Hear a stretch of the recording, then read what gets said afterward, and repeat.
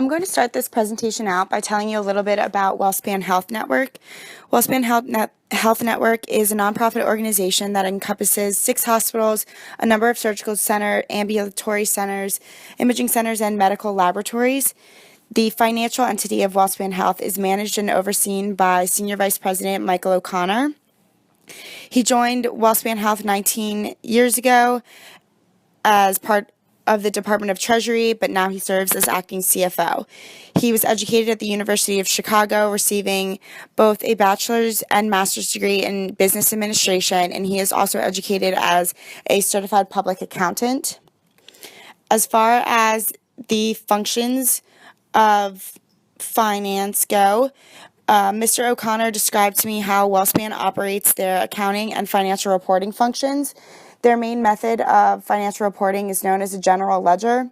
The general ledger is a collection of all account transactions organized as a balance sheet. Information collected and reported in the general ledger is entered into an online database separated by entity.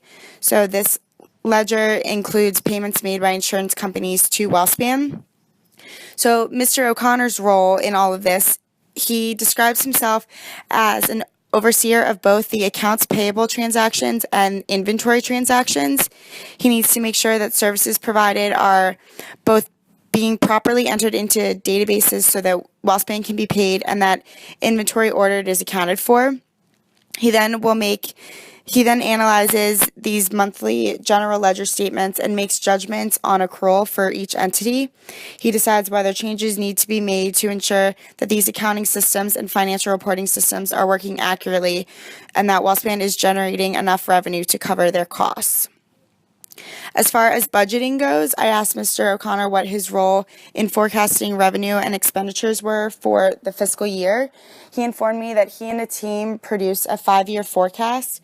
They start in December by looking at what type of capital needs to be required. For example, do they need to make improvements to York Hospital? They then analyze this information and look at expenditure and revenue trends, and they make preliminary projections.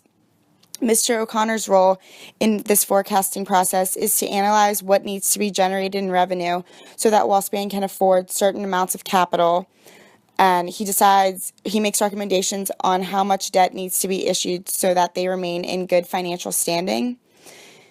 The slide I'm showing you now are ratios that banks look at when deciding if WellSpan Hospital is in good standing. Mr. O'Connor describes them to me as sort of a credit score, and his role in budgeting is to provide direction to the budget process. So he interprets the results of the financial projections made and provides guidance as to what is affordable and what the operating targets should be. Our conversation then shifted to treasury and cash management functions. The revenue generated by payment from insurance companies is used to pay off debts and other costs, and any other cash that is left over is placed into a cash savings account to be used for future capital improvements. Mr. O'Connor's role in cash management is more on the planning side. He needs to ensure that there is enough cash and revenue generated to cover their costs. If WellSpan goes off budget, he needs to then work to reprioritize. As far as purchasing goes, I asked Mr. O'Connor what his role in purchasing was as CFO, and he informed me that purchasing is an entirely different entity and that WellSpan has a purchasing director that does not report to him. Mr. O'Connor's job is to make sure that purchasing transactions are being properly reported. As far as debt management goes, what is Mr. O'Connor's role in issuing debt? He explained that WellSpan issues debt by selling bonds. Over time, WellSpan pays these bonds back plus interest. So he determines how much money needs to be borrowed based on what liquidity WellSpan has. He sizes debt and works with an underwriter in the bond bidding process. And lastly, capital management.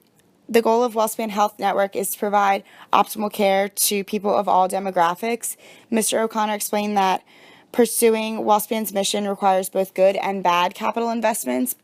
Bad meaning that these investments are not generating revenue. So as CFO, Mr. O'Connor looks at investment opportunities and makes recommendations about the correct blend of capital investments that allow WellSpan to generate revenue while remaining financially stable and succeeding in their mission.